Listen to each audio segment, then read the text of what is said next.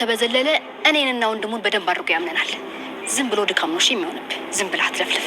ግን ደግሞ ከእናንተ በላይ ልታመንበት የምችለው ነገር ከዳይ ጋር የግልክ ይዛልን ከቢኒያም ብታድኝ እንኳን ከያፌት ግን መቼም ልታድኛች። እውነትህን ነው ዳጊ? ንገረኝ፣ ከያፌት ጋር የሚያገናኛችሁ ነገር ምንድን ነው? እባክህ አቤላ እንደዛ አታደርግ። ያን ነገር እኔ እንዳላረኩት አንተም እኔም እናውቃለን አይደለም? እኔም አውቀው ግን አንተ እንዳደረግኩ ይኸውልህ፣ ራስን ነፃ ለማድረግ እንዳትሞክር። ምንድን ነው ያደረገው? ያፌት የሚጎዳ ዳግም። ይኸውልሽ እኔ የምልሽን ነገር የማታደርጊ ከሆነ ዳግምን ለያፌት አሰልፌ ይሰጠዋለሁ እና ደግሞ ያን ቆንጆ ፎቶአችንን ለወንድምሽ እልክለታለሁ።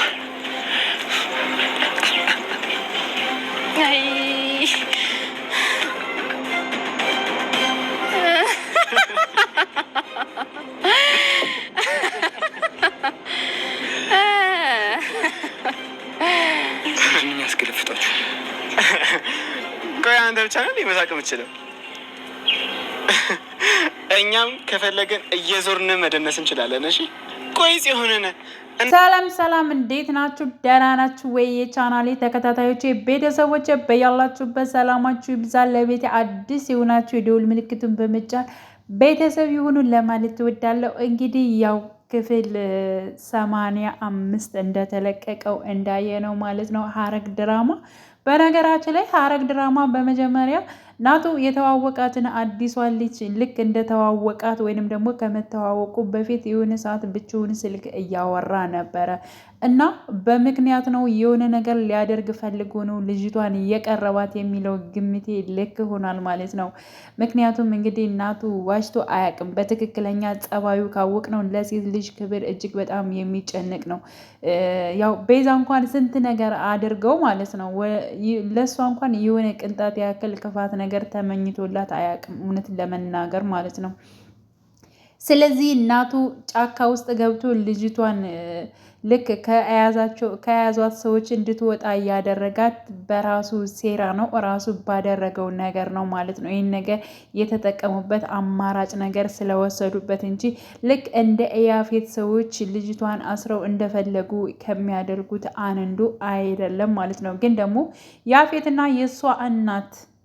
የእሷ እናት የሚሰሩትን ስራ አይነት ነው ሰርተው እያሳዩቸው ማለት ነው። ምክንያቱም እነሱ ሆነው እንዲጠረጥሯቸው ማለት ነው። እና እናቱ ልክ ልጅቷን እንዳስመለጣት እንደውም ምን አልኳችሁ መሰላችሁ? እኔ ሁለታቸውን ዘርሮ እንደዚያ ሲመታቸው ዝም ብለው ያው እንደተኙ ሲቀሩ አሰብኩኝ። ለምን መሰላችሁ? አንደኛ በምንም የተመቱት ነገር የለም፣ በካልቾ ነው የተመቱት። መነሳት ይችሉና ልጅቷንም እንዲሁ እናቱን መማታት ይችሉ ነበር። ግን ደግሞ ያው የናቱ ሰዎች ስለሆኑ ልጅቷ እስከምትወጣ ድረስ እነሱ ምንም ያደረጉት ነገር የለም ማለት ነው። ስለዚህ እንደገና ደግሞ ያስጠረጠረኝ ነገር እንደዚሁ ቁጭ ብለው ሲያወሩ ከልጅቷ ጋር እኔ ስራ የለኝም፣ እህቴ ነች የምታስተዳድረኝ፣ ስለዚህ እህቴ በምሰራው ስራ ነው የማድረው፣ ስራ የለኝም፣ ስራ ፈላጊ ነኝ በማለት እንግዲህ ተናግሯል ማለት ነው። እና ይህን ነገር ሲዋሽ በቃ ዝም ብሎ ለሆነ ነገር እንደቀረበ እጅግ በጣም ገብቶኛል ማለት ነው።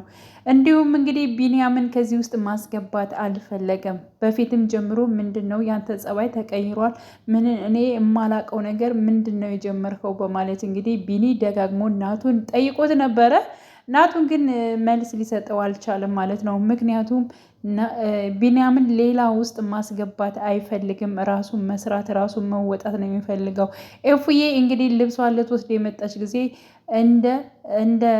እንደ ያፌት ጠንካራ ወንድ ነው የምፈልገው፣ ለእኔ የሚቋቋምልኝ ለእኔ የሚቆምልኝ እንጂ ፈሪ ወንድ አልፈልግም፣ ስለዚህ ወንድ ሁን ብላ እንግዲህ ነግረው ሄዳለች ማለት ነው። ከዛ በኋላ ነው ናቱ የተቀየረው ማለት ነው። ስለዚህ ናቱ ከፖሊሶች ጋር አብሮ እየሰራ ይገኛል አሁን ላይ ማለት ነው። በትክክል ከእነሱ ጋር ነው የሚሰራው ወይንም ደግሞ እራሱ ካደረጃቸው ሰዎች ጋር ነው የሚሰራው ብዬ ነው የማስበው ማለት ነው። እና ናቱ እንደዚህ በማድረጉ እጅግ በጣም አሪፍ ነው ብዬ ነው የማስበው። ሲቀጥል ያው በዚህ ፍጥነት እሷ የምትከታተለኝ አልመሰለኝም ነበር በማለት እንግዲህ ተናግሯል ማለት ነው። ያ ማለት የአዲሷ ልጅ እናቱ ናቱን እንደምትከታተለው ማለት ነው። እንደዚህ በአጭር ጊዜ ውስጥ አላቅም ነበረ፣ ግን ደግሞ እንደዚህ እያደረገች ነው እየተከታተለች ነው በማለት ሁለት ሰዎች እሷም ደግሞ ተከታተሉት ብላ አሳልፋለች ማለት ነው። እና የት እንደሚገባ የት እንደሚወጣ ምን እንደሚሰራ ያለውን ነገር ስለሱ መረጃ እፈልጋለሁ፣ ከዚህ በኋላ እንድትከታተሉት እፈልጋለሁ በማለት እንግዲህ ሀሳብ አስተላልፋ ነበረ። እሷም ባስተላለፈችው ሀሳብ ናቱን የሚከታተሉ ሰዎች ተቀጥረዋል ማለት ነው። እንዲሁም ገኒና ቢኒ ገኒ ከምትሸጥበት ጉሊት ላይ ማለት ነው ወደዚያ እየሄደ ነበር ናቱ። ግን ደግሞ ሰዎቹ እየተከተሉ ስላየ ለነሱም ለነገኒም ለነቢኒም ሌላ ጦስ ነው ይዤባቸው የምመጣው፣ ስለዚህ ባላየ ዘወር ብል ይሻላል በማለት እንግዲህ ገኒም አይተው ስለነበር ዘወር ብሏል ካጠገም ማለት ነው። ግን ደግሞ ገኒ እጅግ በጣም ከፍቷታል። እያየን ለምንድን ነው ዘወር የሚለው የሆነ ነገር ሆኖ ይሆናል በማለት እንግዲህ አስባለች ማለት ነው። ቢኒም ደውሎለት ነበረ።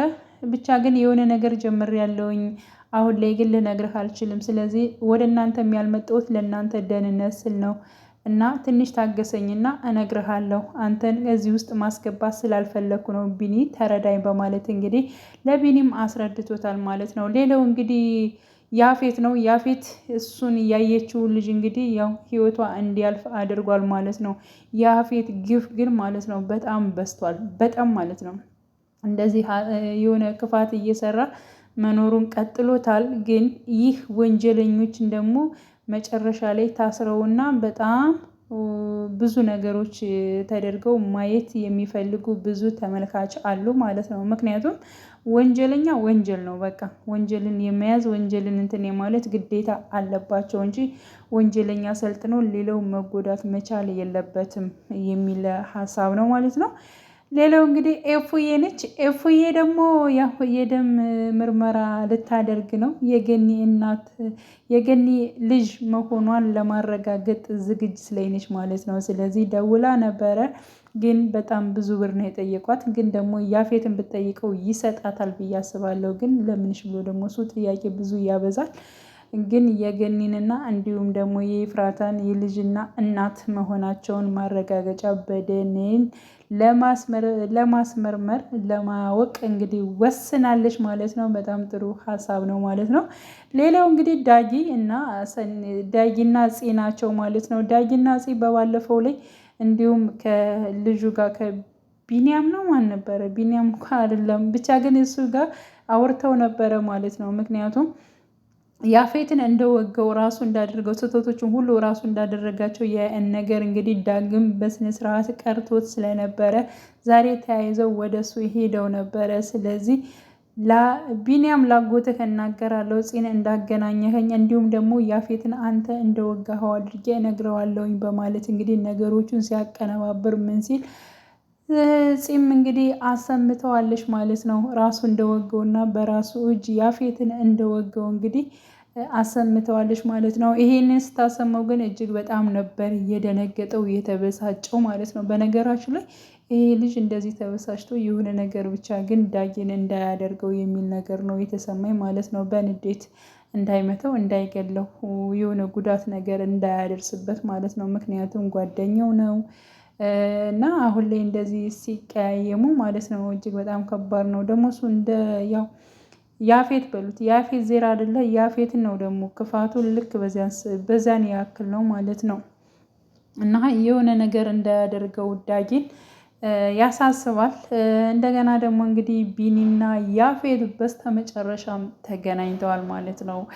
ተገናኝተው እንደገና ያንን ፋይል ከፈትከው ወይ አንተ ለምንድን ነው እንደዚህ የምታደርገው በማለት እንግዲህ ጠይቆት ነበር። ግድ ነው በቃ መከፈት ስላለበት ተከፍቷል። ስለዚህ አሁን ላይ ያሉ ሰዎች እንደ ድሮ በገንዘብ የምድልላቸው አይደለም በማለት እንግዲህ ቢኒ ተናግሯል ማለት ነው። እውነት ለመናገር ለብሩ አሁንስ ዳኛው ለብሩ ይገዛል ወይንስ እውነትን ሀቅን ልክ እንደ ኤፍራታ እንደ ሔዋን እንዲሁም ደግሞ እንደ ቢኒያም እንደ እናቱ ለሀቅ የሚሰሩ ይኖራሉ ወይንስ ደግሞ ልክ እንደ ያፌት ደግሞ የሰው ላብና የሰው ነገር የሚያምራቸው እነሱ ለብር ብሎ ይገዛል የሚለው እንግዲህ እሱ ያቋቋመው እንትን ማለት ነው። ዳኛ ለማንስ ይፈርዳል የሚለውን ነገር እንግዲህ አብረን የምናይ ይሆናል። ስለዚህ ቢኒ ሀሳቡ እየተሳካለት ነው፣ ግን ደግሞ በገንዘብ እንዳይገዛና አሁን ከስንት ጊዜ በኋላ ከእስር ቤት በኋላ ይህ ፋይል ተከፍቶ ደግሞ እንደገና እንዳይከስር ምኞቴ ነው ማለት ነው። እና ያው ያፌትም ያው እጅግ በጣም አሁን ላይ እየተናደደ ይገኛል። ምክንያቱም ብዙ ነገሮችን እየተበላሹበት መጥተዋል። በአንድ ቀንስ እኔ ስንት ነገር ልስማ በማለት ራሱን ምንትን ብሏል ማለት ነው።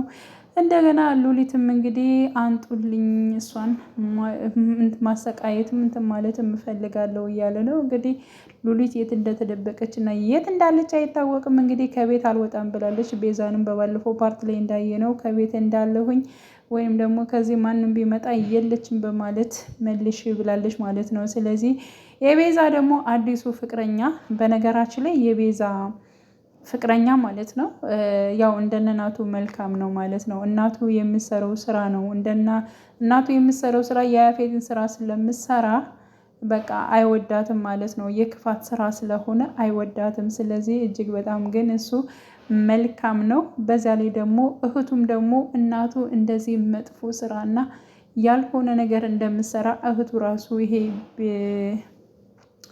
እናቱ የተዋወቃት አዲሷ ልጅ ማለት ነው እሷ ራሱ እናቷ ምን እንደምሰራ እንኳን አታውቅም ማለት ነው። መልካም ስራ የምሰራ ምናምን ነገር ነው የሚመስላት እና እናቷ በስተመጨረሻም እንግዲህ መጥፎ ስራ እንደምሰራ እና ያልሆነ ነገር እንደምታደርግ ትረዳለች። እንዲሁም ደግሞ እናቱ ዋሽቶ ስለቀረባት ምናልባት በዚህ እናቱ ክፉ በመሆኗን ደግሞ ትረዳዋለች ብዬ አስባለሁ ማለት ነው።